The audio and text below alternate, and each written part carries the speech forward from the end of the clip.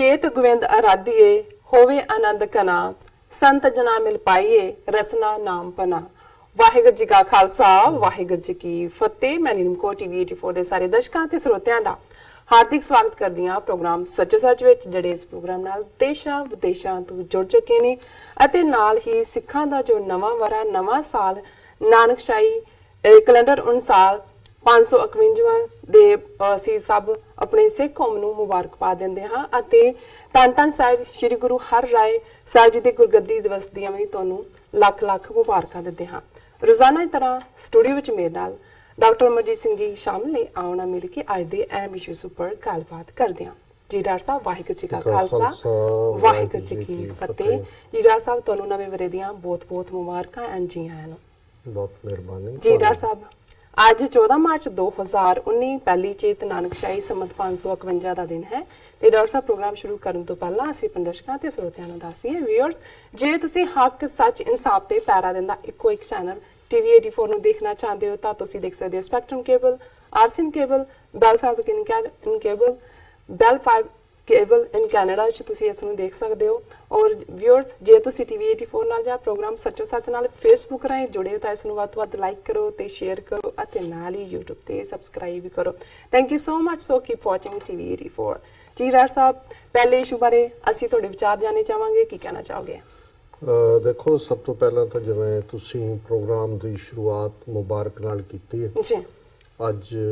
ਸਿੱਖ ਕੌਮ 30 ਮਿਲੀਅਨ ਸਿੱਖ ਕੌਮ ਜਿਸ ਨੂੰ ਲਗਭਗ 16 ਵਰੇ ਪਹਿਲਾਂ ਉਸ ਦਾ ਆਪਣਾ ਇੱਕ ਯੂਨੀਕ ਕੈਲੰਡਰ ਜੀ, ਜਿਸ ਦੀ ਸ਼ੁਰੂਆਤ ਗੁਰੂ ਨਾਨਕ ਸਾਹਿਬ ਦੇ ਪ੍ਰਕਾਸ਼ ਵਾਲੇ ਸਾਲ ਨਾਲ, ਉਹਨਾਂ ਦੀ ਬਰਥ ਐਨੀਵਰਸਰੀ ਦੇ ਸਾਲ 1469 ਨਾਲ ਹੁੰਦੀ ਹੈ ਜੀ, ਔਰ ਜਿਸ ਦਾ ਨਾਮ ਨਾਨਕਸ਼ਾਹੀ ਕੈਲੰਡਰ ਹੈ। ਉਸ ਦਾ ਸਾਲ 551 ਜਿਹੜਾ ਹੈ ਉਸ ਦੀ ਅੱਜ ਸ਼ੁਰੂਆਤ ਹੈ ਔਰ ਉਸ ਦਾ ਆਧਾਰ ਕੈਲੰਡਰ ਦਾ ਜਿਹੜੇ 12 ਮਹੀਨੇ ਸਾਡੇ ਉਸ ਖਿੱਤੇ ਦੇ ਵਿੱਚ, ਜਿਸ ਨੂੰ ਅੱਜ ਵੀ ਜੇ ਪਾਕਿਸਤਾਨ ਵਾਲਾ ਪੰਜਾਬ ਹੋਏ, ਸਾਡੇ ਵਾਲਾ ਪੰਜਾਬ ਹੈ ਭਾਰਤੀ ਕਬਜ਼ੇ ਵਾਲਾ, ਉਹਦੇ 'ਚ ਦੇਖੀਏ ਤੇ ਅੱਜ ਵੀ ਉਹ ਜਨਰੇਸ਼ਨ ਹੈ ਜਿਹਨਾਂ ਨੂੰ ਜਨਵਰੀ ਫਰਵਰੀ ਮਾਰਚ ਅਪ੍ਰੈਲ ਉਹ ਨਹੀਂ ਕਹਿਣਗੇ, ਉਹ ਚੇਤ ਵਿਸਾਖ ਜੇਠ ਹਾੜ ਸਾਵਣ ਭਾਦੋ ਅੱਸੂ ਕੱਤਕ ਮੱਘਰ ਪੋ ਮਾਹ ਫੱਗਣ। ਸੋ ਇਹੀ 12 ਮਹੀਨੇ ਗੁਰੂ ਗ੍ਰੰਥ ਸਾਹਿਬ 'ਚ ਜਿਹੜੇ ਇਹਨਾਂ 12 ਮਹੀਨਿਆਂ ਦੇ ਆਧਾਰ ਦੇ ਉੱਤੇ ਦੋ ਰਚਨਾਵਾਂ ਗੁਰੂ ਨਾਨਕ ਸਾਹਿਬ ਔਰ ਪੰਜਵੇਂ ਪਾਤਸ਼ਾਹ ਦੀਆਂ ਨੇ। ਸੋ ਜ਼ਾਹਰ ਹੈ ਕਿ ਜਿਹੜੇ ਨਾਨਕਸ਼ਾਹੀ ਕੈਲੰਡਰ ਦੇ 12 ਮਹੀਨੇ ਨੇ ਉਹ ਸਾਡੇ ਉਸ ਧਰਤੀ ਦੀ ਰਵਾਇਤ ਮੁਤਾਬਕ ਇਹੀ ਨਾਂ ਨੇ ਮਹੀਨਿਆਂ ਦੇ, ਪਰ ਉਸ ਦਾ ਜਿਹੜੀ ਲੈਂਥ ਹੈ ਉਹ ਸੋਲਰ ਕੈਲੰਡਰ ਦੇ ਨਾਲ ਕੈਲਕੂਲੇਟ ਕੀਤੀ ਹੈ। ਸੋ ਅਸੀਂ ਜਿਹੜਾ ਚੌਥਾ ਸੈਕਸ਼ਨ ਸਾਡਾ ਵਿਚਾਰ ਦਾ ਹੁੰਦਾ ਹੈ, ਜਿਸ ਨੂੰ ਅਸੀਂ ਨਗੇਟਸ ਆਫ ਸਪਿਰਿਚੁਅਲ ਵਿਜ਼ਡਮ ਕਹਿੰਦੇ ਹਾਂ, ਪਰ ਅੱਜ ਅਸੀਂ ਇਸ ਨਵੇਂ ਸਾਲ ਔਰ ਇਸ ਦੀ ਅਹਿਮੀਅਤ ਕੀ ਹੈ ਔਰ ਇਹ ਕਿਉਂ ਜਿਹੜੀ ਸਿੱਖਾਂ ਦੀ ਆਪਣੀ ਅਡਰੀ ਪਛਾਣ ਦੀ ਸਟਰਗਲ ਹੈ ਜਿਹੜੀ ਕਿ ਆਪਣੇ ਮੁਲਕ ਖਾਲਿਸਤਾਨ ਦੇ ਲਈ ਹੈ, ਉਸ ਦੇ ਵਿੱਚ ਆਪਣਾ ਕੈਲੰਡਰ ਹੋਣਾ ਕਿਵੇਂ ਇੱਕ ਮਾਈਲਸਟੋਨ ਹੈ, ਮੀਲ ਪੱਥਰ ਹੈ, ਔਰ ਕਿਵੇਂ ਹਿੰਦੂ ਤਵੀਆਂ ਨੇ ਇਸ ਦਾ ਵਿਰੋਧ ਕੀਤਾ, ਇਸ ਨੂੰ ਜਿਹੜਾ ਉਹ ਮਿਲਗੋਬਾ ਕਰਨ ਦੀ ਕੋਸ਼ਿਸ਼ ਕੀਤੀ ਔਰ ਉਹਨਾਂ ਦਾ ਇਹ ਯਤਨ ਬੇਸ਼ੱਕ ਡਾਇਸਪੋਰਾ ਸਿੱਖਾਂ ਦੇ ਐਫਰਟਸ ਨੇ ਸਫਲ ਨਹੀਂ ਹੋਣ ਦਿੱਤਾ, ਪਰ ਇਹ ਵੀ ਉਹਨਾਂ ਦੀ ਬਦਨੀਤੀ ਦੱਸਦੀ ਹੈ ਕਿ ਉਹ ਕਿਵੇਂ ਸਿੱਖ ਕੌਮ ਨੂੰ ਆਪਣੇ ਹਿੰਦੂਤਵਾ ਦੇ ਖਾਰੇ ਸਮੁੰਦਰ ਵਿੱਚ ਜਜ਼ਬ ਕਰਨਾ ਚਾਹੁੰਦੇ ਨੇ। ਸੋ ਸਾਡੇ ਦਰਸ਼ਕ ਜੁੜੇ ਰਹਿਣ ਚੌਥੇ ਸੈਗਮੈਂਟ ਤੱਕ। ਉਹਨਾਂ ਦੇ ਲਈ ਖਾਸ ਤੌਰ ਤੇ ਸਾਡੇ ਪਾਕਿਸਤਾਨੀ ਭੈਣ ਭਰਾ ਜਿਨ੍ਹਾਂ ਦੀ ਪਿਛਲੇ ਸਮੇਂ 'ਚ ਕਾਫੀ ਦਿਲਚਸਪੀ ਹੈ ਆਪਣੀ ਉਸ ਤਹਿਜ਼ੀਬ ਦੀਆਂ ਸਾਂਝਾਂ ਵਾਲੀ ਗੱਲ ਦੇ ਨਾਲ ਵੀ, ਔਰ ਸਿੱਖ ਕੌਮ ਦੀਆਂ ਕੀ ਪਰੰਪਰਾਵਾਂ ਨੇ ਔਰ ਸਾਡਾ ਇਤਿਹਾਸਕ ਵਿਰਸਾ ਪਿਛੋਕੜ ਕਿਵੇਂ ਡਿਵੈਲਪ ਹੋਇਆ over A period of time, ਉਹ ਵੀ ਨਾਲ ਜੁੜੇ ਰਹਿਣ। ਜ਼ਾਹਰ ਹੈ ਵੀ ਕੱਲ ਅਸੀਂ ਜਿਹੜਾ ਪਹਿਲਾ ਸੈਗਮੈਂਟ ਜਿਹਦਾ ਬੇਸ ਸੀ ਕਿ ਵੀ ਕਿਵੇਂ ਚੀਨ ਨੇ ਭੁਆਂ ਕੇ ਪੁੱਠੇ ਹੱਥ ਦੀ ਚਪੇੜ ਮਾਰੀ ਇੰਡੀਆ ਨੂੰ, ਜਦੋਂ ਕਿ ਜੈਸ਼ ਏ ਮੁਹੰਮਦ ਜਿਹੜੀ ਕਿ ਪਹਿਲਾਂ ਹੀ ਇੱਕ ਦਹਿਸ਼ਤਗਰਦ ਜਥੇਬੰਦੀ ਦੇ ਤੌਰ ਤੇ UN ਦੀ ਲਿਸਟ ਵਿੱਚ ਹੈ ਔਰ ਸਟੇਟ ਡਿਪਾਰਟਮੈਂਟ ਨੇ ਵੀ ਕੀਤਾ ਹੋਇਆ, ਪਰ ਇੱਕ ਹੁੰਦਾ ਹੈ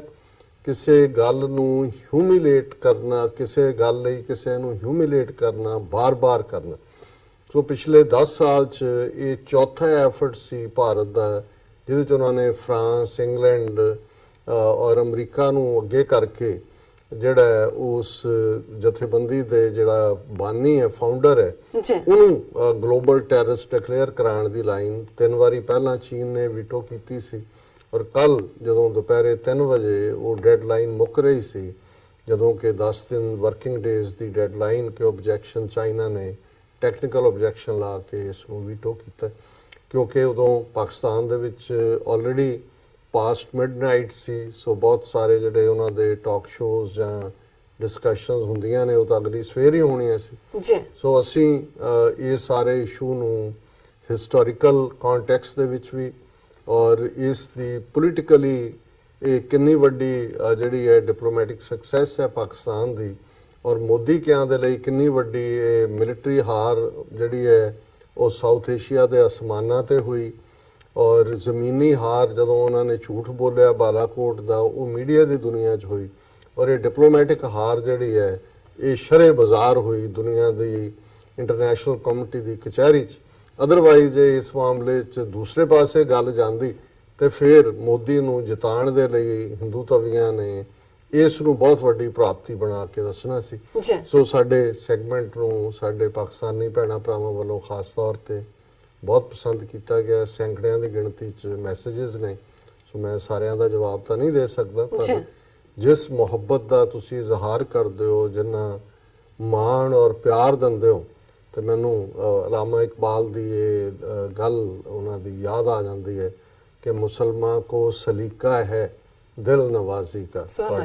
ਤੁਹਾਡੀ ਦਿਲ ਨਵਾਜ਼ੀ ਲਈ ਤੁਹਾਡਾ ਸ਼ੁਕਰੀਆ। ਇਹਦੇ 'ਚ ਕੋਈ ਸ਼ੱਕ ਨਹੀਂ ਹੈ ਕਿ ਅਜੇ ਵੀ ਦੋਨੋਂ ਹੀ ਪਾਸਿਆਂ 'ਚ ਭਾਰਤ ਪਾਕਿਸਤਾਨ ਦੇ ਵਿਚਾਲੇ ਟੈਨਸ਼ਨ ਜਾਂ ਖਿਚਾਅ ਤਣਾਅ ਪੂਰੀ ਤਰ੍ਹਾਂ ਬਣਿਆ ਹੋਇਆ ਹੈ। ਪਾਕਿਸਤਾਨ ਦੇ ਅਸਮਾਨਾਂ ਦੇ ਉੱਤੇ ਵੀ F-16 ਉੱਡਦੇ ਨੇ, ਫਿਰ ਉਹ ਸਾਹ ਲੈਣ ਲਈ ਗੈਸ ਲੈਣ ਲਈ ਥੱਲੇ ਉਤਰਦੇ ਨੇ, ਨਵੇਂ ਉੱਤੇ ਚੜ ਜਾਂਦੇ ਨੇ। ਔਰ ਭਾਰਤ ਵਾਲੇ ਪਾਸੇ ਵੀ ਉਹਨਾਂ ਦੀਆਂ ਦੋ ਘਟਨਾਵਾਂ, ਇੱਕ ਜਿਹਦੇ ਬਾਰੇ ਸਾਨੂੰ ਭੈਣ ਜੀ ਅਮਨਜੋਤ ਕੌਰ ਹੋਰਾਂ ਨੇ ਵੀ ਲਿਖਿਆ ਅੱਜ, ਔਰ ਹੁਣੇ ਹੀ ਥੋੜੀ ਦੇਰ ਪਹਿਲਾਂ ਨਿਊਜ਼ੀਲੈਂਡ ਤੋਂ ਵੀਰ ਬਾਜ ਸਿੰਘ ਹੋਰਾਂ ਦਾ ਵੀ ਮੈਸੇਜ ਹੈ ਕਿ ਬੀਤੀ ਰਾਤ ਅੰਮ੍ਰਿਤਸਰ ਮਿਡਨਾਈਟ 1:20 ਦੇ ਉੱਤੇ ਦੁਬੁਰਜੀ ਪਿੰਡ ਹੈ ਅੰਮ੍ਰਿਤਸਰ ਤਰਨਤਾਰਨ ਰੋਡ ਤੇ, ਉਹਦੇ 'ਚ ਬਹੁਤ ਵੱਡਾ ਬਲਾਸਟ ਹੋਇਆ ਔਰ ਉਹਦੀ ਆਵਾਜ਼ ਦੁਬੁਰਜੀ 'ਚ ਹੋਏ ਬਲਾਸਟ ਦੀ ਬਹੁਤ ਦੂਰ ਦੂਰ ਤੱਕ ਸੁਣੀ ਗਈ। ਦੀ ਖਬਰ ਕਿਤੇ ਹੋਰ ਦੇਖਣ 'ਚ ਨਹੀਂ ਆਈ, ਲੇਕਿਨ ਇਹਦੇ 'ਚੋਂ ਬਹੁਤ ਸਾਰਿਆਂ ਨੂੰ ਜਿਨ੍ਹਾਂ ਨੇ ਹੋਰ ਵੀ ਇਸ ਬਾਰੇ ਹਿੰਟ ਆਊਟ ਕੀਤਾ, ਉਹ ਫੀਅਰ ਕਰਦੇ ਨੇ ਕਿ ਵੀ ਇਹ ਕੋਈ ਹੋਰ ਸ਼ਰਾਰਤ ਦੀ ਲਾਈਨ ਜਿਹੜੀ ਹੈ ਉਹ ਨਾ ਹੋਏ, ਕਿਉਂਕਿ ਪਹਿਲਾ ਉਹਨਾਂ ਦਾ ਜਿਹੜਾ ਐਫਰਟ ਹੈ ਜਿਹਦੇ 'ਚ ਕਿ ਉਹਨਾਂ ਨੇ ਇਸ ਝੂਠ ਦੇ ਉੱਤੇ ਪੁਲਵਾਮਾ ਦੀ ਆੜ 'ਚ ਆਪਣਾ ਸਾਰਾ ਜਿਹੜਾ ਉਹ ਮਹਿਲ ਉਸਾਰਨਾ ਚਾਹਿਆ, ਉਹ ਤਾਂ ਢਹਿ ਢੇਰੀ ਹੋ ਗਿਆ। ਸੋ ਜ਼ਾਹਰ ਹੈ ਇਸ ਦੇ ਨਾਲ ਹੀ ਖਬਰ ਕਿਤੇ ਹੋਰ ਵੀ ਲੱਗੀ ਹੋਈ ਹੈ ਕਿ ਜੀ ਪਾਕਿਸਤਾਨ ਦੇ F-16 ਦੋ ਜਹਾਜ਼ਾਂ ਨੇ ਕਸ਼ਮੀਰ ਦੇ ਵਿੱਚ ਜਿਹੜੀ ਲਾਈਨ ਆਫ ਕੰਟਰੋਲ ਹੈ ਉਹਨੂੰ ਵਾਇਲੇਟ ਕੀਤਾ ਔਰ ਭਾਰਤੀ ਹਦੂਦ ਦੇ ਅੰਦਰ ਆਏ। ਇੱਕ ਖਬਰ ਦੂਸਰੇ ਪਾਸਿਓਂ ਇਧਰ ਵਾਗਾ ਬਾਰਡਰ ਹੈ, ਦੂਸਰੇ ਪਾਸੇ ਹੁਸੈਨੀਵਾਲ ਹੈ, ਉਸ ਇਲਾਕੇ ਦੇ ਇੱਕ ਪਿੰਡ 'ਚ ਜਿਹੜਾ ਕਿ 15 ਕਿਲੋਮੀਟਰ ਅੰਦਰ ਹੈ, ਉਸ ਦੀ ਵੀ ਇੱਕ ਖਬਰ ਸੀ ਕਿ ਕਿਵੇਂ ਇੱਕ ਬੀਬੀ ਜਿਹੜੀ ਕਿਚਨ 'ਚ ਕੰਮ ਕਰ ਰਹੀ ਸੀ, ਉਹਨੇ ਦੇਖਿਆ ਕਿ ਇੱਕ ਗੋਲਾ ਆ ਕੇ ਉਹਦੇ ਘਰ ਦੇ ਉੱਤੇ ਡਿੱਗਿਆ ਔਰ ਉਹ ਛੱਤ ਪਾੜ ਕੇ ਥੱਲੇ ਆਇਆ, ਅੰਦਰ ਧੂਆਂ ਜਿਹਾ ਉੱਠਿਆ। ਬਾਅਦ ਦੇ ਵਿੱਚ ਉਹਨਾਂ ਨੇ ਇਨਫੋਰਮ ਕੀਤਾ ਪਿੰਡ ਵਾਲਿਆਂ ਨੇ, ਉਹਨਾਂ ਨੇ ਆ ਕੇ ਉਹਨੂੰ ਡਿਫਿਊਜ਼ ਕੀਤਾ। ਹੁਣ ਉਹ 15 ਕਿਲੋਮੀਟਰ ਦੂਰ ਹੈ ਉੱਥੋਂ। ਸੋ ਜਦੋਂ ਫੌਜ ਵਾਲੇ ਜਾਂ ਦੂਜੇ ਉਹਨਾਂ ਨੇ ਕਿਹਾ ਜੀ ਉਹ ਦੂਜੇ ਦੱਸਣਗੇ, BSF ਦੱਸੇਗਾ, BSF ਨੇ ਕਿਹਾ ਜੀ ਇਹ ਕਿਉਂਕਿ ਬਾਰਡਰ ਦੀ ਹਦੂਦ ਤੋਂ ਬਾਹਰ ਜ਼ਿਲ੍ਹੇ ਦੀ ਹਦੂਦ 'ਚ ਹੈ, ਡਿਪਟੀ ਕਮਿਸ਼ਨਰ ਦੱਸੇਗਾ। ਇੱਕ ਕਿਸੇ ਅਫੀਸ਼ੀਅਲ ਨੇ ਮਿਲਟਰੀ ਵਾਲੇ ਨੇ ਕਿਹਾ ਜੀ ਹੋ ਸਕਦਾ ਹੈ ਇਹ ਸਾਡੀਆਂ ਆਪਣੀਆਂ ਫੌਜਾਂ ਦੀ ਕੋਈ ਐਕਸਰਸਾਈਜ਼ ਦੇ ਦੌਰਾਨ ਇਹ ਆ ਕੇ ਡਿੱਗਿਆ। ਲੇਕਿਨ 5000 ਦੀ ਆਬਾਦੀ ਵਾਲੇ ਉਸ ਪਿੰਡ ਦੇ ਵਿੱਚ ਕਾਫੀ ਪੈਨਿਕ ਔਰ ਘਬਰਾਹਟ ਹੈ। ਸੋ ਇਹ ਕਿਉਂਕਿ ਦੋਨੋਂ ਹੀ ਘਟਨਾਵਾਂ ਦਾ ਸੰਬੰਧ ਸਾਡੇ ਬਾਰਡਰ ਸਾਈਡ ਨਾਲ ਹੀ ਜੁੜਿਆ ਹੋਇਆ ਹੈ ਔਰ ਅਸੀਂ ਰਾਜਸਥਾਨ ਜਾਂ ਗੁਜਰਾਤ ਦੇਖਦੇ ਹਾਂ ਉੱਥੇ ਲੋਕ ਚੈਨ ਨਾਲ ਸੌਂ ਰਹੇ ਨੇ। ਇਸੇ ਤਰ੍ਹਾਂ ਜੇ ਇਸ ਸਾਰੇ ਤੋਂ ਬਾਅਦ ਸਾਰਾ ਜਿਹੜਾ ਵਪਾਰ ਹੈ ਉਹ ਕੈਂਸਲ ਹੋਇਆ ਤੇ ਉਹ ਵਾਘਾ ਬਾਰਡਰ ਤੋਂ ਹੀ ਹੋਇਆ, कराची ਬੰਬਈ ਦੇ ਵਿਚਾਲੇ ਉਹ ਜਿਹੜਾ ਸਮੁੰਦਰੀ ਟ੍ਰੇਡ ਆ ਉਹ ਬਰਾਬਰ ਚੱਲ ਰਿਹਾ ਜੀ ਸੋ ਬਹੁਤ ਵਾਰ ਜਦੋਂ ਅਸੀਂ ਕੰਸਪੀਰੇਸੀ ਦੀ ਗੱਲ ਕਰਦੇ ਹਾਂ ਉਹ ਕੋਈ ਕੰਸਪੀਰੇਸੀ ਥਿਉਰੀ ਦੇ ਨਾਂ ਥੱਲੇ ਹੀ ਨਹੀਂ ਹੁੰਦਾ ਇਹ ਡੈਲੀਬਰੇਟਲੀ ਦੋਵੇਂ ਪੰਜਾਬਾਂ ਵਾਲੇ ਪਾਸੇ ਟੈਨਸ਼ਨ ਵੀ ਬਿਲਡ ਕਰਕੇ ਰੱਖਦੇ ਨੇ ਜੀ ਉਹ ਕਿਸਮ ਦੇ ਹਾਲਾਤ ਵੀ ਬਣਾ ਕੇ ਰੱਖਦੇ ਨੇ ਜਿਹਦੇ ਨਾਲ ਇਹਨਾਂ ਨੂੰ ਜਦੋਂ ਮਰਜ਼ੀ ਇਹ ਉਸ ਨੂੰ ਚਾਹਣ ਬੰਦ ਕਰ ਦੇਣ ਔਰ ਅਸੀਂ ਦੂਸਰੇ ਸੈਗਮੈਂਟ 'ਚ ਕਰਤਾਰਪੁਰ ਲਾਂਘੇ ਦੀ ਗੱਲ ਕਰਾਂਗੇ ਕਿ ਅਟਾਰੀ ਬਾਰਡਰ ਦੇ ਉੱਤੇ ਮੀਟਿੰਗ ਹੋ ਕੇ ਹਟੀ ਹੈ ਔਰ ਉਸ ਦੀ ਜਿਹੜੀ ਹੈ ਕੀ ਪ੍ਰੋਗਰੈਸ ਹੈ ਪਰ ਮੈਂ ਇਸ ਪਹਿਲੇ ਸੈਗਮੈਂਟ ਨੂੰ ਪੋਜ਼ਿਟਿਵ ਨੋਟ ਦੇ ਨਾਲ ਇੱਕ ਪਾਸੇ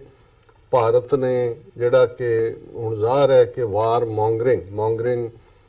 ਇੱਕ ਕਮਰਸ਼ੀਅਲ ਐਂਟੀਟੀ ਨੂੰ ਕਹਿੰਦੇ ਨੇ ਵਪਾਰੀ ਨੂੰ ਸੌਦਾਗਰ ਨੂੰ ਜੀ ਕਿ ਜਿਹੜੇ ਜੰਗ ਦਾ ਸੌਦਾ ਵੇਚ ਰਹੇ ਨੇ ਸੋ ਬਿਲਕੁਲ ਭਾਰਤੀ ਵਾਰ ਮੌਂਗਰਰ ਨੇ ਇਹਦੇ 'ਚ ਤਾਂ ਕੋਈ ਹੁਣ ਸ਼ੱਕ ਨਹੀਂ ਹੈ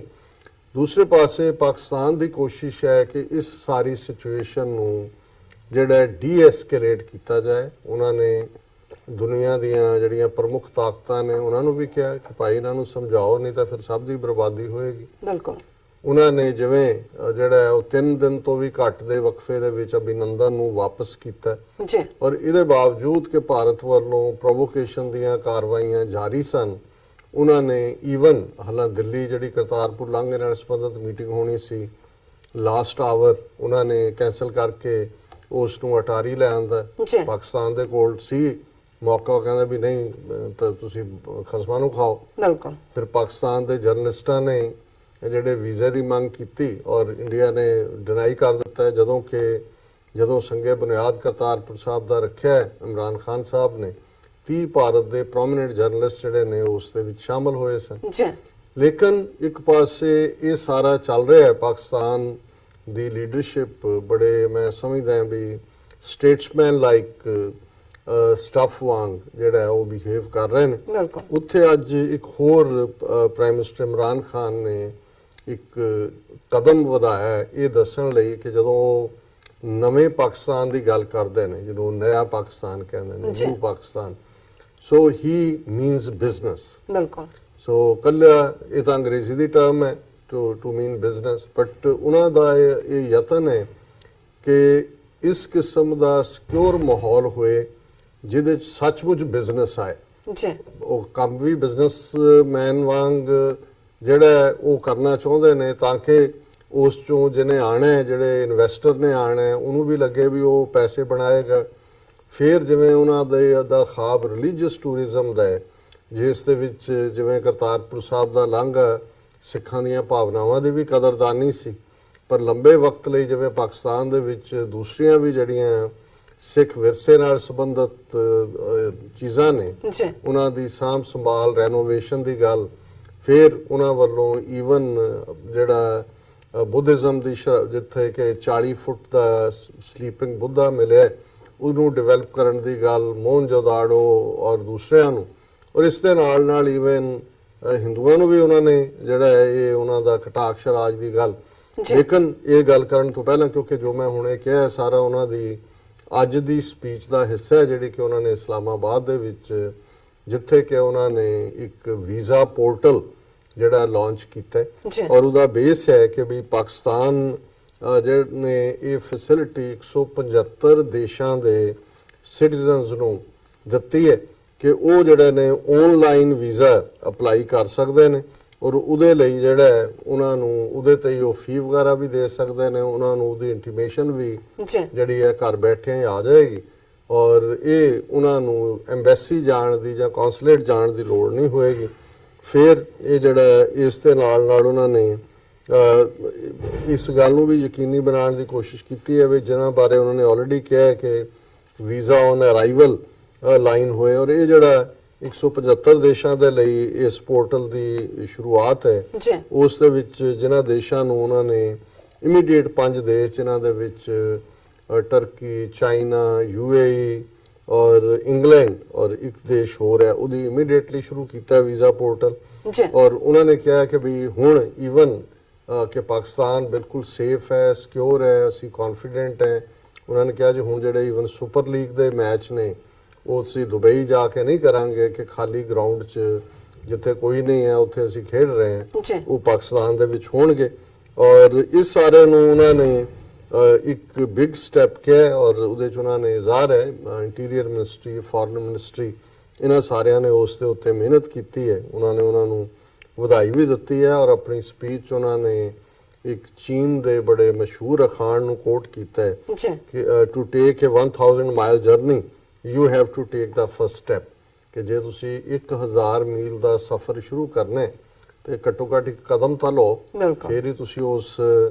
ਪਾਸੇ ਜਿਹੜਾ ਉਹ ਤੁਰੋਗੇ। ਸੋ ਉਹਨਾਂ ਨੇ ਕਿਹਾ ਕਿ ਵੀ ਇਹ ਸਾਡੇ ਨਵਾਂ ਪਾਕਿਸਤਾਨ ਦੇ ਲਈ ਪਹਿਲਾ ਕਦਮ ਹੈ ਔਰ ਜਿਹੜਾ ਸਾਡਾ ਪਹਿਲਾ ਮਾਈਂਡਸੈਟ ਸੀ ਕਿ ਵੀ ਇਸ ਕਿਸਮ ਦੇ ਹਾਲਾਤ ਬਣਾ ਦਿਓ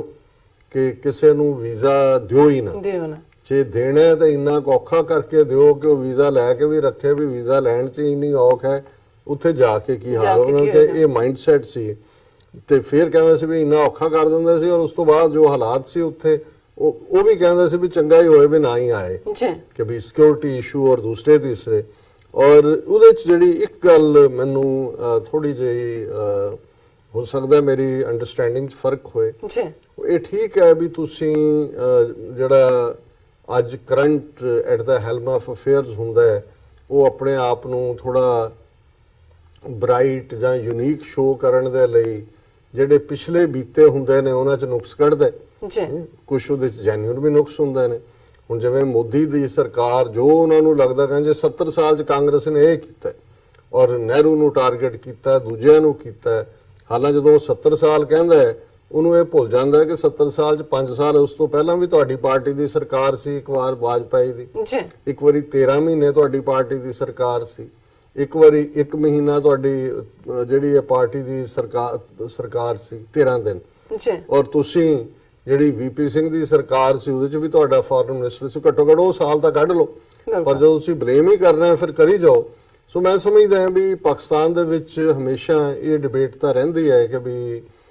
civilian administration versus military rule. ਜ਼ਾਹਰ ਹੈ ਕਿ ਅਯੂਬ ਖਾਨ ਜਿਹੜਾ ਪਹਿਲਾ ਆਰਮੀ ਜਨਰਲ ਸੀ ਜਿਹਨੇ ਟੇਕ ਓਵਰ ਕੀਤਾ ਮਿਲਟਰੀ ਕੂ ਦੇ ਨਾਲ, ਔਰ ਉਸ ਤੋਂ ਬਾਅਦ ਜਿਹੜਾ ਉਹਨੇ ਬੇਸ਼ੱਕ ਜਿਹੜਾ ਅਗਲੇ ਜਰਨੈਲ ਨੂੰ ਯਹੀਆ ਖਾਨ ਨੂੰ ਪਾਵਰ ਦਿੱਤੀ, ਲੇਕਿਨ ਬਹੁਤ ਜਲਦੀ ਭਾਰਤ ਨੇ ਜਿਵੇਂ ਇੰਟਰਵੀਨ ਕਰਕੇ ਮਸ਼ਰਕੀ ਪਾਕਿਸਤਾਨ ਨੂੰ ਤੋੜਿਆ, ਯਹੀਆ ਖਾਨ ਦਾ ਜਿਹੜਾ ਉਹ ਥੱਲਾ ਲੱਗ ਗਿਆ ਔਰ ਜ਼ੁਲਫਕਾਰ ਅਲੀ ਭੁੱਟੋ ਜਿਹੜਾ ਹੈ 70s ਜਿਹੜਾ ਪਹਿਲਾਂ ਅਯੂਬ ਖਾਨ ਦੇ ਪੀਰੀਅਡ 'ਚ ਫੋਰਨ ਮਿਨਿਸਟਰ ਸੀ, ਬਹੁਤ ਯੰਗ ਔਰ ਫਲੈਮਬੋਇੰਟ ਜਿਹੜਾ ਟਰਮ ਜ਼ੁਲਫਕਾਰ ਅਲੀ ਭੁੱਟੋ ਲਈ ਸੀ, ਔਰ ਅਰਲੀ 70s 'ਚ ਜਦੋਂ ਟਰੰਕੇਟਡ ਪਾਕਿਸਤਾਨ ਅੱਧਿਓਂ ਜ਼ਿਆਦਾ ਮੁਲਕ ਬੰਗਲਾਦੇਸ਼ ਬਣਾ ਦਿੱਤਾ ਉਸ ਨੂੰ ਉਹਨੇ ਟੇਕ ਓਵਰ ਕੀਤਾ। ਸੋ ਜ਼ਾਹਰ ਹੈ ਬਹੁਤ ਸਾਰੇ ਚੈਲੰਜਸ ਸੀ ਔਰ ਇਹਦੇ 'ਚ ਕੋਈ ਸ਼ੱਕ ਨਹੀਂ ਹੈ ਕਿ ਅੱਜ ਜੇ ਪਾਕਿਸਤਾਨ ਸਿਕਿਉਰ ਜਾਂ ਨਿਊ ਪਾਕਿਸਤਾਨ ਦੇ ਲਈ ਗੱਲ ਵੀ ਕਰ ਰਿਹਾ ਹੈ, ਉਹਦੇ 'ਚ ਮੈਂ ਸਮਝਦਾ ਹਾਂ ਵੀ ਕਾਇਦੇ ਆਜ਼ਮ ਪਹਿਲੇ ਉਹ ਸ਼ਖਸੀਅਤ ਨੇ ਬਾਨੀ ਜਿਨ੍ਹਾਂ ਨੇ ਨੇਸ਼ਨ ਜਿਹੜਾ ਹੈ ਉਹ ਕਾਂਗਰਸ ਔਰ ਬ੍ਰਿਟਿਸ਼ ਕਲੋਨੀਅਲਸ ਦੇ ਜਵਾੜਿਆਂ 'ਚੋਂ ਖਿੱਚ ਕੇ ਕੱਢਿਆ ਪਾਕਿਸਤਾਨ। ਔਰ ਦੂਸਰਾ ਕ੍ਰੈਡਿਟ ਜਾਂਦਾ ਹੈ ਨਿਊਕਲੀਅਰ ਪਾਵਰ। ਜਦੋਂ ਇੰਡੀਆ ਨੇ 1974 ਦੇ ਵਿੱਚ ਇੰਦਰਾ ਗਾਂਧੀ ਨੇ ਪੋਖਰਾਨ ਦੇ ਵਿੱਚ ਧਮਾਕੇ ਕਰ ਲਏ ਤੇ ਜੇ ਇਹ ਵਿਜ਼ਨ ਔਰ ਐਕਟੀਵਿਟੀ ਜ਼ੁਲਫਕਾਰ ਅਲੀ ਭੁੱਟੋ ਦੀ ਨਾ ਹੁੰਦੀ, ਕਿਉਂਕਿ ਪਾਕਿਸਤਾਨ ਦੇ ਨਿਊਕਲੀਅਰ ਪ੍ਰੋਗਰਾਮ ਤੇ ਸੀਰੀਅਸਲੀ ਕੰਮ ਉਦੋਂ ਹੀ ਸ਼ੁਰੂ ਹੋਇਆ ਜਿਹੜਾ ਕਿ ਜਦੋਂ 1998 'ਚ ਭਾਰਤ ਨੇ ਦੁਬਾਰਾ ਪੋਖਰਾਨ 'ਚ ਕੀਤੇ, ਪਾਕਿਸਤਾਨ ਨੇ 2 ਹਫ਼ਤੇ ਦੇ ਵਿੱਚ ਵੀ ਜਿਹੜਾ ਉਹਦਾ ਜਵਾਬ ਦਿੱਤਾ ਤੇ ਫਿਰ ਅੱਜ ਇੰਡੀਆ ਨੇ ਪਾਕਿਸਤਾਨ ਨੂੰ ਇੱਕ ਭੂਟਾਨ ਬਣਾਇਆ ਹੋਣਾ ਸੀ ਜਾਂ ਉਹਦਾ ਨੇਪਾਲ ਬਣਾ ਦੇਣਾ ਸੀ। ਹੁਣ ਤਾਂ ਨੇਪਾਲ ਨਿਕਲ ਗਿਆ ਇੰਡੀਆ ਦੇ ਆਰਬਿਟ 'ਚੋਂ, ਚਾਈਨਾ ਵੱਲ ਚਲਾ ਗਿਆ। ਸੋ ਮੈਂ ਸਮਝਦਾ ਹਾਂ ਵੀ ਉਸ ਪੀਰੀਅਡ ਦੇ ਜਿਹੜੇ ਚੈਲੰਜਸ ਸੀ ਉਹਨਾਂ ਦੇ ਵਿੱਚ 90,000 ਦੇ ਕਰੀਬ ਫੌਜੀ ਔਰ ਸਿਵਿਲੀਅਨ ਦੂਸਰੇ ਵੀ ਜਿਹੜੇ ਉਹਨਾਂ ਦੇ ਨਾਲ ਅਮਲਾ ਫੈਲਾ ਹੁੰਦਾ ਹੈ ਉਹ ਭਾਰਤ ਦੀ ਕੈਦ ਦੇ ਵਿੱਚ ਸੀ, ਪ੍ਰਿਜ਼ਨਰ ਆਫ ਵਾਰ ਸੀ। ਔਰ ਜੇ ਤੁਸੀਂ 90,000 ਫਿਗਰ ਜਾਂ ਥੋੜੀ ਘੱਟ ਵੀ ਹੋਏ ਦੇਖੋ ਤਾਂ ਸ਼ਾਇਦ ਕੋਈ ਵੀ ਫੈਮਿਲੀ ਜਿਹੜੀ ਹੈ ਕਿਸੇ ਨਾ ਕਿਸੇ ਪਾਸਿਓਂ ਐਸੀ ਨਹੀਂ ਹੋਏਗੀ ਜਿਸ ਦਾ ਕੋਈ ਰਿਸ਼ਤੇਦਾਰ ਜਾਣੂ ਪਿੰਡੂ ਉਹਦੇ 'ਚ ਨਾ ਹੋਏ। ਨੇਸ਼ਨ ਡੀਮੋਰਲਾਈਜ਼ਡ ਸੀ। ਸੋ ਉਹਨਾਂ ਹਾਲਾਤਾਂ 'ਚ ਹਾਲਾਂਕਿ ਇੱਕ ਵੱਖਰੀ ਡਿਬੇਟ ਹੈ ਕਿ ਉਸ ਸਿਚੁਏਸ਼ਨ ਤੱਕ ਪਹੁੰਚਾਉਣ ਦੇ ਵਿੱਚ ਜਿੱਥੇ ਯਹੀਆ ਖਾਨ ਦਾ ਰੋਲ ਜਾਂ ਦੂਜਾ ਸੀ ਉੱਥੇ ਭੁੱਟੋ ਦਾ ਵੀ ਕੀ ਰੋਲ ਸੀ, ਉਹ ਇੱਕ ਡਿਫਰੈਂਟ ਟੌਪਿਕ ਹੈ। ਪਰ ਮੈਂ ਇੱਕ ਜਿਵੇਂ ਸਾਡੇ ਗੁਰੂ ਸਾਹਿਬ ਦਾ ਫਰਮਾਨ ਹੈ ਇਸ ਦੇ ਉੱਤੇ ਕਿ ਸਾਂਝ ਕੀਚੈ ਗੁਣਾ ਕੇਰੀ ਛੋੜ ਅਵਗਣ ਚੱਲੀਏ, ਕਿ ਜਦੋਂ ਤੁਸੀਂ ਕਿਸੇ ਵੀ ਸ਼ਖਸੀਅਤ ਨੂੰ ਜਾਂ ਕਿਸੇ ਵੀ ਦੌਰ ਨੂੰ ਜਿਹੜਾ ਐਨਾਲਾਈਜ਼ ਕਰਨਾ ਹੈ ਤਾਂ ਉਸ ਸ਼ਖਸੀਅਤ ਵਿਚਲੇ ਜਿਹੜੇ ਗੁਣ ਨੇ, ਚੰਗੀਆਂ ਗੱਲਾਂ ਨੇ, ਸਾਂਝ ਕੀਚੈ ਗੁਣਾ ਕੇਰੀ, ਉਹਨਾਂ ਦੀ ਸਾਂਝ ਪਾ ਲਓ ਜੀ, ਛੋੜ ਅਵਗੁਣ ਚੱਲੀਏ, ਔਗਣ ਜਿਹਨੂੰ ਅਸੀਂ ਕਹਿੰਦੇ ਹਾਂ ਕਿ ਜਿਹੜੀਆਂ ਕਮਜ਼ੋਰ ਗੱਲਾਂ ਨੇ ਉਹਨਾਂ ਨੂੰ ਛੱਡ ਦਿਓ। ਛੱਡ ਦੋ। ਸੋ ਮੈਂ ਇਸ ਐਂਗਲ ਤੋਂ ਦੇਖਦਾ ਹਾਂ ਕਿ ਇਹ ਜ਼ੁਲਫਿਕਾਰ ਅਲੀ ਭੁੱਟੋ ਦੀ ਵਿਜ਼ਨ, ਔਰ ਫਿਰ ਜਿਵੇਂ ਇਸਲਾਮਿਕ ਮੁਲਕਾਂ ਤੱਕ ਪਹੁੰਚ ਕਰਕੇ ਉਹਦੇ ਲਈ ਉਹਨਾਂ ਨੇ ਸਾਧਨ ਇਕੱਠੇ ਕੀਤੇ, ਸਾਇੰਸਦਾਨਾਂ ਨੂੰ ਕਿਵੇਂ ਲਾਈਨ ਅਪ ਕੀਤਾ, ਔਰ ਇਸ ਦੌਰ ਦੇ ਵਿੱਚ ਹੁਣ ਜਦੋਂ ਇਮਰਾਨ ਖਾਨ ਸਾਹਿਬ ਨੇ, ਇਹ ਠੀਕ ਹੈ ਪਾਕਿਸਤਾਨ ਦੀ ਤਰੱਕੀ 1960ਵਿਆਂ ਦੇ ਵਿੱਚ ਅਯੂਬ ਖਾਨ ਦੇ ਵੇਲੇ ਉਹਨਾਂ ਨੇ ਕੋਟ ਕੀਤਾ ਆਪਣੀ ਸਪੀਚ ਕਿ ਉਹ ਜਦੋਂ 1961 ਦੇ ਵਿੱਚ ਆਏ ਵਾਸ਼ਿੰਗਟਨ ਡੀਸੀ ਤੇ ਕੈਨੇਡੀ ਜਿਹੜੇ ਨੇ ਉਹਨਾਂ ਨੂੰ 에ਅਰਪੋਰਟ ਤੇ ਲੈਣ ਗਏ, ਇਹਦੇ 'ਚ ਕੋਈ ਸ਼ੱਕ ਨਹੀਂ ਹੈ। ਇਹ ਉਹੀ ਪੀਰੀਅਡ ਸੀ ਜਦੋਂ ਕਿ ਕਿੰਨੇ ਮਿਲੀਅਨ ਦਾ ਲੋਨ ਵੀ ਜਿਹੜਾ ਪਾਕਿਸਤਾਨ ਨੇ ਦਿੱਤਾ ਕਿਸੇ ਮੁਲਕ ਨੂੰ, ਮੈਨੂੰ ਨਾਮ ਹਮੇਸ਼ਾ ਭੁੱਲ ਜਾਂਦਾ ਹੈ, ਜਰਮਨੀ ਸੀ ਜਾਂ ਕਿਹੜਾ ਸੀ,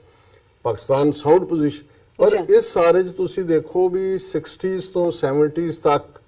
ਐਸਾ ਕੀ ਹੋਇਆ ਜਿਸ ਨੇ 71 ਦੀ ਡਿਜ਼ਾਸਟਰ ਨੂੰ ਜਨਮ ਦਿੱਤਾ ਹੈ। ਸੋ ਜ਼ਾਹਰਾ ਤੌਰ ਦੇ ਉੱਤੇ ਇੰਡੀਆ ਆਪਣੇ ਕੰਮ ਤੇ ਲੱਗਾ ਹੋਇਆ ਸੀ। ਸੋ ਹੁਣ ਜਿਹੜਾ ਉਹਨਾਂ ਨੇ ਪਾਕਿਸਤਾਨ ਦੀ ਇਕਨੋਮੀ ਦੇ ਹਵਾਲੇ ਨਾਲ ਗੱਲ ਕਰਦੇ ਆ ਕਿਹਾ ਕਿ ਵੀ 70s ਦੇ ਵਿੱਚ ਪਾਕਿਸਤਾਨ ਸੋਸ਼ਲਿਸਟ ਜਿਹੜਾ ਮਾਈਂਡਸੈਟ ਬਣ ਗਿਆ, ਔਰ ਉਹਨਾਂ ਨੂੰ ਕਿਹਾ ਕਿ ਵੀ ਇਹ ਮਾਈਂਡਸੈਟ ਆ ਗਿਆ ਕਿ ਜਿਹੜਾ ਪੈਸੇ ਕਮਾਉਣਾ ਹੈ ਪਾਪ ਹੈ, ਸਿਨ ਹੈ। ਔਰ ਇਸ ਸਾਰੇ ਚੋਂ ਇਹ ਹੋਇਆ ਕਿ ਵੀ ਇਨਵੈਸਟਮੈਂਟਸ ਆਣੀਆਂ ਬੰਦ ਹੋ ਗਈਆਂ, ਔਰ ਨਤੀਜੇ ਦੇ ਤੌਰ ਤੇ ਇਹ ਮਾਈਂਡਸੈਟ ਜਿਹੜਾ ਹੈ ਇਹ ਸਾਡੇ ਇੱਕ ਡਿਕਲਾਈਨ ਦਾ ਕਾਰਨ ਹੈ। ਮੈਨੂੰ ਇਹ ਲੱਗਦਾ ਹੈ ਕਿ ਵੀ ਹੁਣ ਜ਼ਾਹਰਾ ਤੌਰ ਦੇ ਉੱਤੇ ਇਸ ਵੇਲੇ ਸਭ ਤੋਂ ਜ਼ਿਆਦਾ ਕ੍ਰਿਟਿਸਿਜ਼ਮ ਪੀਪਲਜ਼ ਪਾਰਟੀ, ਉਹ ਵੀ ਬੜਾ ਇਮੈਚੁਰ ਜਿਹਾ ਹੈ। ਬਿਲਾਵਲ ਭੁੱਟੋ ਕੱਲ ਪਰਸੋਂ ਉਹਨੇ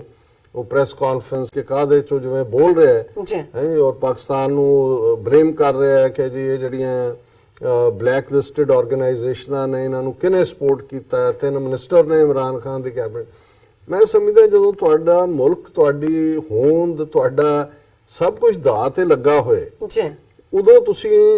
ਹੋਏ ਵੀ ਕਮਜ਼ੋਰੀ, ਤੁਸੀਂ ਮੂੰਹ ਨਹੀਂ ਖੋਲਦੇ। ਤੁਹਾਡੇ ਸਾਹਮਣੇ ਸਭ ਤੋਂ ਪਹਿਲਾਂ ਆਪਣੀ ਕੌਮ ਪ੍ਰਸਤੀ ਹੁੰਦੀ ਹੈ ਕਿ ਭਾਈ ਇਸ ਵੇਲੇ ਅਜੇ ਕੋਈ ਹਾਲਾਤ, ਅਜੇ ਇਲੈਕਸ਼ਨਾਂ ਹੋ ਕੇ ਨਹੀਂ ਇੰਡੀਆ 'ਚ ਹਟੀਆਂ,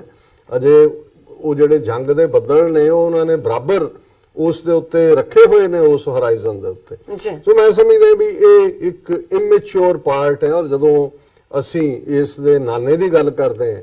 ਉਹ ਇਸ ਪੱਖੋਂ ਜੇ ਇੰਟਰਨੈਸ਼ਨਲ ਅਰੀਨਾ 'ਚ ਵੀ ਦੇਖੀਏ ਬਹੁਤ ਮੈਚੁਰ। UN ਸਿਕਿਉਰਿਟੀ ਕਾਉਂਸਲ ਜਿਹੜੀਆਂ ਪ੍ਰੈਜੈਂਟੇਸ਼ਨ ਸੀ, ਓਵਰਆਲ ਜਿਹੜਾ ਮੀਡੀਆ ਦੇ ਨਾਲ ਉਹਨਾਂ ਦਾ ਇੰਟਰੈਕਸ਼ਨ ਸੀ ਆਲਵੇਜ਼, ਔਰ ਐਜ਼ ਏ ਥਿੰਕਰ, ਔਰ ਜਿਵੇਂ ਚਾਈਨਾ ਦੇ ਨਾਲ, ਇਹ ਠੀਕ ਹੈ ਅੱਜ ਜਿਸ ਫਰੂਟ ਨੂੰ ਪਾਕਿਸਤਾਨ ਦੇ ਵਿੱਚ ਜਾਂ ਚਾਈਨਾ UN ਸਿਕਿਉਰਿਟੀ ਕਾਉਂਸਲ ਦੇ ਵਿੱਚ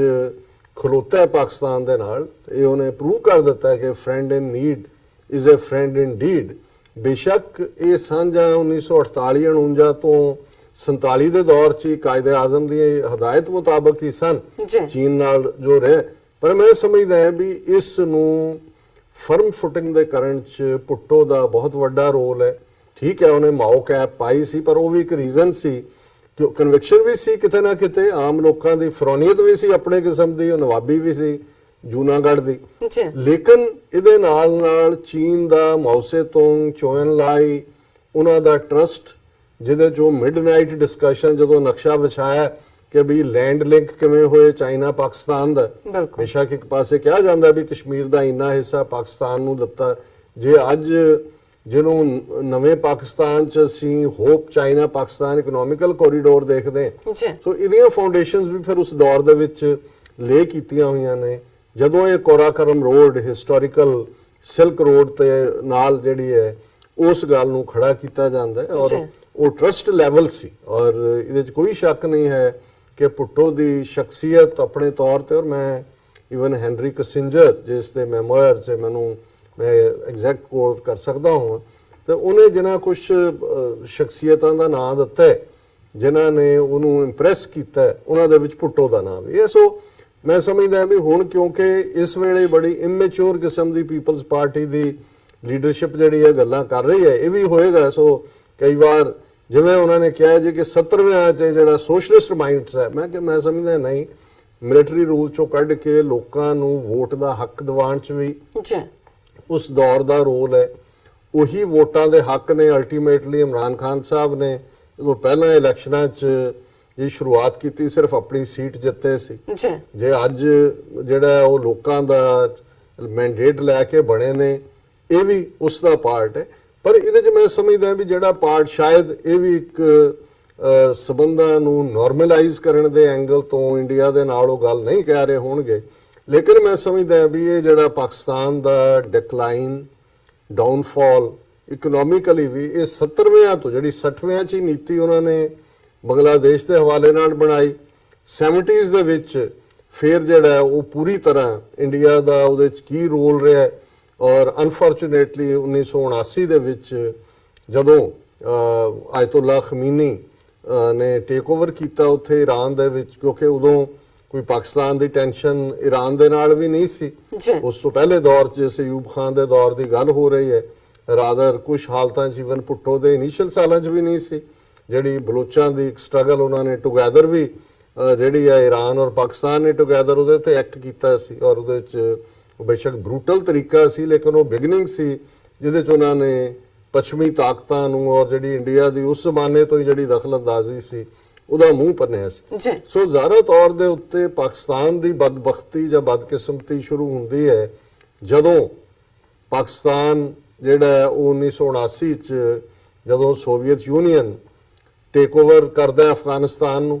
ਉਧਰ ਈਰਾਨ ਵਾਲਾ ਪਾਰਟ ਵੀ ਜਿਹੜਾ ਉਹ ਸਾਈਮਲਟੇਨੀਅਸਲੀ ਚੱਲ ਰਿਹਾ, ਔਰ ਇਧਰ ਦੋਵੇਂ ਗਵਾਂਢੀ ਔਰ ਉਹਨਾਂ ਦਾ ਇੱਕ ਵੱਖਰਾ ਕਿਸਮ ਦਾ ਪ੍ਰਭਾਵ। ਔਰ ਜਦੋਂ ਈਰਾਨ ਦੇ ਵਿੱਚ ਤਬਦੀਲੀ ਹੁੰਦੀ ਹੈ, ਜ਼ਾਹਰ ਹੈ ਸਾਊਦੀ ਅਰੇਬੀਆ ਦੇ ਕੰਨ ਖੜੇ ਹੋ ਜਾਂਦੇ ਨੇ, ਉਹ ਪੁਰਾਣਾ ਜਿਹੜਾ ਆਪਸੀ ਅੱਡ-ਅੱਡ ਫਿਰਕਿਆਂ ਦੀ ਗੱਲ ਆ ਜਾਂਦੀ ਹੈ, ਔਰ ਸਾਊਦੀਜ਼ ਦੀ ਦਖਲਅੰਦਾਜ਼ੀ ਔਰ ਜਿਸ ਕਿਸਮ ਦਾ ਕਲਚਰ ਫਿਰ ਉਸ ਤੋਂ ਬਾਅਦ ਪਾਕਿਸਤਾਨ ਇਧਰ ਅਮਰੀਕਾ ਨੇ ਉੱਥੇ ਆਪਣੇ ਅੱਡੇ ਗੱਡ ਲੈ ਜਾ ਕੇ 80s ਤੱਕ ਪਹੁੰਚਦੇ ਆ, ਮੁਜਾਹਿਦੀਨ ਬਣਾ ਕੇ ਔਰ ਮਜ਼ਹਬ ਨੂੰ ਜਿਹੜਾ ਉਹ ਆਪਣੇ ਹਿੱਤਾਂ ਲਈ ਸੋਵੀਅਤ ਯੂਨੀਅਨ ਦੇ ਗੋਡੇ ਲਵਾਉਣ ਲਈ ਵਰਤਿਆ। ਉਹਦੇ ਲਈ ਜਿਹੜਾ ਬੈਕਅਪ ਪ੍ਰੋਵਾਈਡ ਹੋਇਆ, ਜ਼ਾਹਰ ਹੈ ਕਿ ਸਾਊਦੀ ਅਰੇਬੀਆ ਦਾ ਵੀ ਇੰਟਰਸਟ ਸੀ ਕਿ ਈਰਾਨ ਦਾ ਇਨਫਲੂਐਂਸ, ਉਧਰ ਅਮਰੀਕਨਾਂ ਨੇ ਈਰਾਨ ਔਰ ਇਰਾਕ ਨੂੰ ਫਸਾ ਦਿੱਤਾ, 8 ਸਾਲ ਦੀ ਜੰਗ, ਲੱਖਾਂ ਲੋਕ ਉਹਦੇ 'ਚ ਮਾਰੇ ਗਏ। ਸੋ ਕੁੱਲ ਮਿਲਾ ਕੇ ਮੈਂ ਸਮਝਦਾ ਹਾਂ ਵੀ ਇਸ ਨੂੰ ਸਿਰਫ ਇੱਕ ਇਸ ਸੈਂਟੈਂਸ ਦੇ ਨਾਲ ਕਿ ਜੀ ਇਹ ਜਿਹੜਾ ਸੋਸ਼ਲਿਸਟ ਮਾਈਂਡ ਸੈਟ ਹੈ ਇਹ ਸ਼ਾਇਦ ਇਨਸਾਫ ਨਾ ਹੋਏਗਾ। ਜ਼ਾਹਰ ਹੈ ਕਿ ਵੀ ਜਦੋਂ ਫਿਰ ਇੱਕ ਜੰਗ ਦੀ ਥਾਂ ਬਣ ਜਾਂਦੀ ਹੈ ਕਿਸੇ ਪਾਸੇ ਵੀ, ਫਿਰ ਇਨਵੈਸਟਰ ਨਹੀਂ ਆਉਂਦੇ। ਮਨੀ ਦਾ ਤਾਂ ਪਹਿਲਾਂ ਹੈ ਕਿ money is the first refugee. ਪੈਸੇ ਲਾਉਣ ਵਾਲੇ ਦੇਖਦੇ ਨੇ ਪਹਿਲਾਂ ਕਿ ਕਿੱਥੇ ਜਿਹੜਾ ਉਹ ਸ਼ਾਂਤ ਹੈ ਤੇ ਕਿੱਥੇ ਇਨਵੈਸਟ ਕੀਤੇ ਆ, ਤੇ ਕਿੱਥੇ ਕਈ ਵਾਰੀ ਅਸ਼ਾਂਤ ਚ ਵੀ ਲਾਉਂਦੇ ਨੇ ਜਿੱਥੇ ਅਮਨ ਨਹੀਂ ਹੁੰਦਾ, ਕਿਉਂਕਿ ਉਹਨਾਂ ਨੂੰ ਹੁੰਦਾ ਵੀ ਹੁਣ ਲਾ ਦਿਓ ਇੱਥੇ ਹੋਏਗਾ ਅਮਨ, ਉਦੋਂ 20 ਗੁਣਾ ਬਣਨਗੇ, ਹੁਣ ਤਾਂ ਜਿਹੜਾ ਉਹ ਥਰੋ ਅਵੇ ਪ੍ਰਾਈਸ ਤੇ। ਸੋ ਮੈਂ ਸਮਝਦਾ ਵੀ ਅਦਰਵਾਈਜ਼ ਉਹਨਾਂ ਨੇ ਬੜੀ ਖੂਬਸੂਰਤ ਤਕਰੀਰ ਕੀਤੀ ਹੈ ਔਰ ਉਹਨਾਂ ਨੇ ਕਿਹਾ ਕਿ ਭਾਈ ਅਸੀਂ ਇੱਕ ਮਾਈਂਡਸੈਟ ਦੀ ਤਬਦੀਲੀ ਕਰ ਰਹੇ ਹਾਂ। ਇਹਦੇ 'ਚ ਕੋਈ ਸ਼ੱਕ ਨਹੀਂ ਹੈ ਕਿ ਉਹਨਾਂ ਨੇ ਪਾਕਿਸਤਾਨ ਦੀ ਫੌਜ ਏਜੰਸੀਆਂ ਨੂੰ ਟ੍ਰਿਬਿਊਟ ਦਿੱਤੀ ਹੈ ਕਿ ਜਿਹੜੀ ਪੀਸ ਉਹਨਾਂ ਨੇ ਉਹਨਾਂ ਨੇ ਇਸ ਸਾਰੇ ਪੀਰੀਅਡ 'ਚ, ਜੇ ਅਸੀਂ 79 ਨੂੰ ਹੀ ਕੱਟ ਆਫ ਟਾਈਮ ਦੇਖ ਲਈਏ ਤੇ ਫਿਰ ਇਸ ਸਾਰੇ ਪੀਰੀਅਡ 'ਚ ਫੌਜ ਦੇ ਉੱਤੇ ਕਿੰਨਾ ਦਬਾਅ ਰਿਹਾ ਹੈ, ਵਿਦਨ ਕੰਟਰੀ ਇੰਡੀਆ ਦੀ ਕਿੰਨੀ ਇੰਟਰਫੇਰੈਂਸ ਸੀ, ਅਮਰੀਕਾ ਉੱਥੇ ਜਿਹੜਾ 9/11 ਤੋਂ ਬਾਅਦ ਬੈਠਾ ਰਿਹਾ ਜਾ ਕੇ, ਔਰ ਇਹਨਾਂ ਦਾ ਸੀ ਕਿ ਵੀ ਕਿਵੇਂ ਜਿਹੜੇ ਨਿਊਕਲੀਅਰ ਅਸਾਸੇ ਨੇ ਪਾਕਿਸਤਾਨ ਦੇ ਉਹ ਕਿਵੇਂ ਕੱਢੇ ਜਾਣ, ਔਰ ਉਹਦੇ 'ਚ ਇਜ਼ਰਾਈਲ ਦਾ ਕੀ ਰੋਲ ਆਇਆ ਹੈ ਹੁਣ ਸਾਡੇ ਸਾਹਮਣੇ। ਅਸੀਂ ਸਮਝਦੇ ਹਾਂ ਵੀ ਇਸ ਸਾਰੇ 'ਚੋਂ ਸਰਵਾਈਵ ਕਰਕੇ ਪਾਕਿਸਤਾਨ ਹੁਣ ਉਸ ਇਤਿਹਾਸ ਦੇ ਮੋੜ ਦੇ ਉੱਤੇ ਖੜਾ ਕਿ ਜਿੱਥੇ ਇਮਰਾਨ ਖਾਨ ਵਰਗਾ ਜਿਹੜਾ ਸਟੇਟਸਮੈਨ ਦੀ ਤਰ੍ਹਾਂ ਸੋਚਦਾ ਹੈ, ਜਿਸ ਨੂੰ ਦੂਰ ਅੰਦੇਸ਼ ਅਸੀਂ ਕਹਿੰਦੇ ਹਾਂ ਕਿ ਭਾਈ ਨਜ਼ਰ ਆਉਂਦਾ ਹੈ ਕਿ ਵੀ ਕੀ ਕਰਨਾ ਬਣਦਾ ਹੈ, ਇਮੇਜ ਵੀ ਓਪਨ ਹੈ, ਜਿਸ ਦੇ ਥੱਲੇ ਅਕਲੀਅਤਾਂ ਨੂੰ, ਮਾਈਨੋਰਿਟੀਜ਼ ਨੂੰ ਇਹ ਅਹਿਸਾਸ ਦਿਵਾਉਣਾ, ਉਹ ਜਿੱਥੇ ਆਪਣੇ ਮੁਲਕ ਦੀ ਤਰੱਕੀ ਲਈ ਆ ਉੱਥੇ ਇੰਟਰਨੈਸ਼ਨਲ ਇਮੇਜ ਵੀ ਜਿਹੜਾ ਮੁਲਕ ਦਾ, ਪਾਕਿਸਤਾਨ ਦਾ ਜਿਹੜਾ ਕਿ ਭਾਰਤ ਔਰ ਇਹਨਾਂ ਸਾਰੀਆਂ ਤਾਕਤਾਂ ਨੇ ਦਹਿਸ਼ਤਗਰਦੀ ਦੇ ਦੁਆਲੇ ਘੁਮਾਇਆ ਹੋਇਆ ਸੀ, ਇਸ ਸਾਰੇ ਨੂੰ ਵੀ ਉਹ ਠੀਕ ਕਰਦੇ। ਫਿਰ ਉਹਨਾਂ ਨੇ ਜਿਹੜੇ ਸਾਈਟਸ ਨੂੰ ਆਇਡੈਂਟੀਫਾਈ ਕੀਤਾ ਹੈ ਪਾਕਿਸਤਾਨ ਦੇ ਜਿਹੜੇ ਨਾਰਥਰਨ ਏਰੀਆਜ਼ ਨੇ, ਬਿਊਟੀਫੁਲ ਏਰੀਆਜ਼, ਔਰ ਜਿਹੜੀ ਹਿਮਾਲਿਆ ਤੋਂ ਬਾਅਦ ਜਿਹੜੀ ਮਾਊਂਟ ਐਵਰੈਸਟ ਤੋਂ ਬਾਅਦ ਦੁਨੀਆ ਦੀ ਦੂਸਰੀ ਸਭ ਤੋਂ ਉੱਚੀ ਪਹਾੜੀ ਛੋਟੀ ਹੈ K2। ਹੁਣ K2 ਮਾਊਂਟੇਨਸ ਪਾਕਿਸਤਾਨ 'ਚ ਨੇ। ਹੁਣ ਨਾਰਥਰਨ ਏਰੀਆ K2 ਉਹ ਸਕੀਇੰਗ ਹੋਏ, ਉਹ ਜਿਹੜਾ ਹਾਈਐਸਟ ਦੁਨੀਆ ਦਾ ਜਿਹੜਾ ਸ਼ਾਇਦ ਗੋਲਫ ਕੋਰਸ ਹੈ ਉਹ ਵੀ ਉੱਥੇ ਹੈ, ਔਰ ਹੋਰ ਵੀ ਬਹੁਤ ਸਾਰੀਆਂ ਚੀਜ਼ਾਂ ਪਾਕਿਸਤਾਨ ਦੇ ਵਿੱਚ। ਵਿਵਿਡ ਸਿਵਲਾਈਜੇਸ਼ਨ ਹੈ, ਸਭ ਤੋਂ ਪੁਰਾਣੀ ਸਿਵਲਾਈਜੇਸ਼ਨ ਇੰਡਸ ਵੈਲੀ ਸਿਵਲਾਈਜੇਸ਼ਨ 5000 ਸਾਲ ਪਹਿਲਾਂ ਉਸ ਧਰਤੀ ਤੇ। ਤਕਸ਼ਲਾ ਹੈ, ਲਰਕਾਨਾ ਹੈ, ਮੋਹਨਜੋਦਾੜੋ, ਇਹ ਸਾਰੀਆਂ ਥਾਵਾਂ ਨੇ ਜਿਨ੍ਹਾਂ ਨੂੰ, ਔਰ ਬੁੱਧਿਜ਼ਮ ਦਾ ਸੈਂਟਰ ਇੱਕ ਸਟੇਜ ਤੇ ਨਾਲੰਦਾ ਹੈ ਔਰ ਤਕਸ਼ਲਾ। ਦੋ ਵੱਡੀਆਂ ਯੂਨੀਵਰਸਿਟੀਆਂ ਸੀ ਬੁੱਧ ਦੀਆਂ, ਨਾਲੰਦਾ ਬਿਹਾਰ 'ਚ ਹੈ, ਤਕਸ਼ਲਾ ਰਾਵਲਪਿੰਡੀ ਦੇ ਨੇੜੇ ਤੇੜੇ। ਸੋ ਉੱਥੇ ਜਿਵੇਂ ਉਹਨਾਂ ਨੇ 40 ਫੁੱਟ ਬੁੱਧਾ ਦੇ ਸਟੈਚੂ ਦੀ ਗੱਲ ਕੀਤੀ ਹੈ। ਔਰ ਇਸੇ ਤਰ੍ਹਾਂ ਸਿੱਖ ਧਰਮ ਦਾ ਤਾਂ ਬੇਸ ਹੀ ਸਾਡਾ ਤਾਂ ਮੱਕਾ ਮਦੀਨਾ ਹੈ, ਔਰ ਸਾਡੀ ਸਾਰੀ ਤਹਿਜ਼ੀਬ ਜਿਹੜੀ ਹੈ ਔਰ ਲੈਗੇਸੀ, ਔਰ ਈਵਨ ਸਿੱਖ ਰਾਜ ਦੀ ਲੈਗੇਸੀ ਵੀ। ਮਹਾਰਾਜਾ ਰਣਜੀਤ ਸਿੰਘ ਜਿਨ੍ਹਾਂ ਨੇ 40 ਸਾਲ ਜਿਹੜਾ ਹੈ ਉਹ ਦਰਾ ਖੈਬਰ ਤੋਂ ਤਿੱਬਤ ਤੱਕ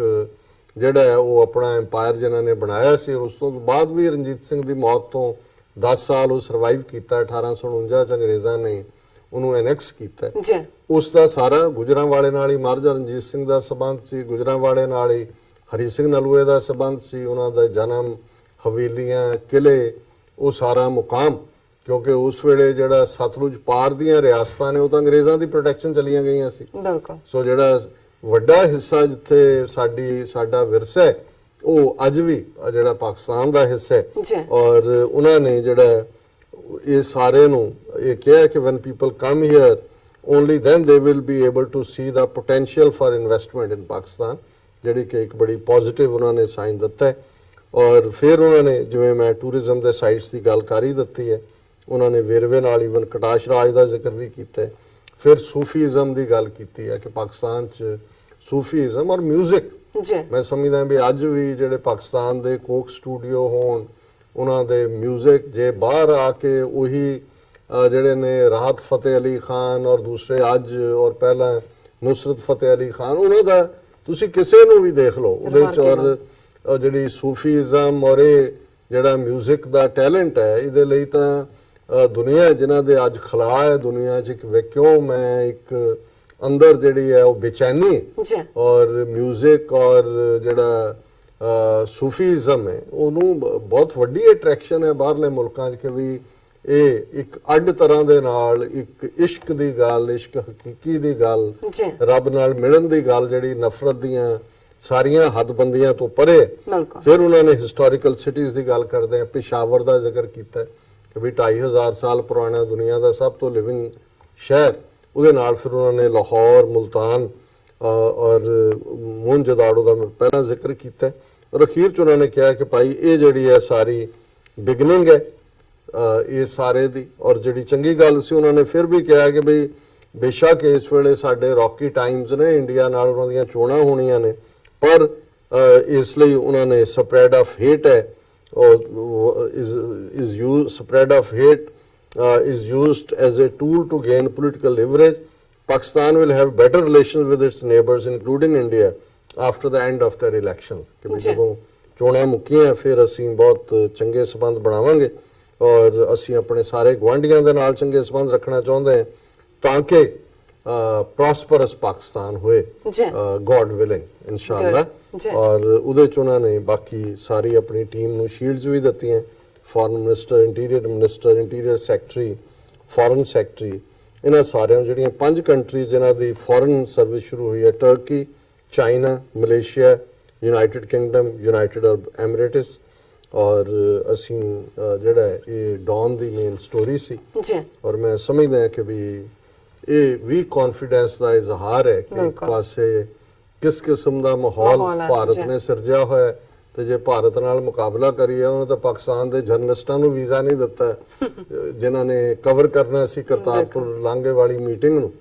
ਔਰ